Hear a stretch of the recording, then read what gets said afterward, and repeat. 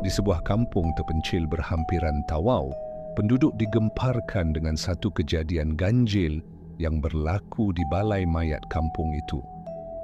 Pada suatu malam yang sunyi, keranda yang baru sahaja diletakkan di atas pelantar tiba-tiba terangkat sendiri dan terapung di udara, perlahan-lahan bergerak mengelilingi ruang balai. Ramai saksi yang menyaksikannya sendiri. Ada yang rebah ketakutan, ada yang terus lari menyelamatkan diri. Kejadian itu menyebabkan penduduk kampung tidak berani lagi mendekati balai mayat, apatah lagi pada waktu malam. Seorang bomoh tua kampung, Tok Saleh, dipanggil untuk menyiasat. Dengan wajah yang serius, dia memeriksa kawasan sekeliling dan kemudian bersila di hadapan keranda yang kini diletakkan semula. Dalam keadaan separa meditasi, Tok Saleh mula bersuara perlahan, rohnya tidak tenang. Ada amanat terakhir yang belum disampaikan.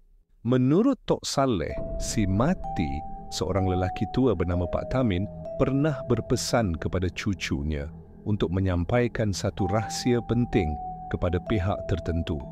Tapi sebelum sempat rahsia itu didedahkan, Pak Tamin meninggal dunia akibat serangan jantung. Amanat itu kini tersekat antara dua dunia. Sejak malam itu, gangguan menjadi semakin kerap. Setiap malam, tepat jam 2 pagi, akan kedengaran bunyi ketukan dari dalam keranda.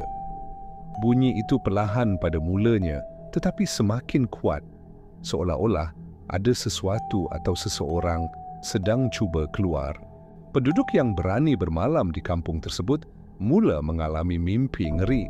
Mimpi melihat Pak Tamin berdiri di hujung katil, matanya kosong, mulutnya bergerak tanpa suara.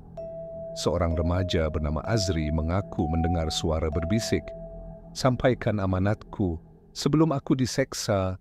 Akhirnya dengan bantuan Tok Saleh, keluarga Pak Tamin menggali semula buku lama miliknya dan menemui surat yang belum sempat dihantar. Surat yang membongkar tentang hak milik tanah pusaka yang tertinggal dan perlu dikembalikan kepada waris sebenar.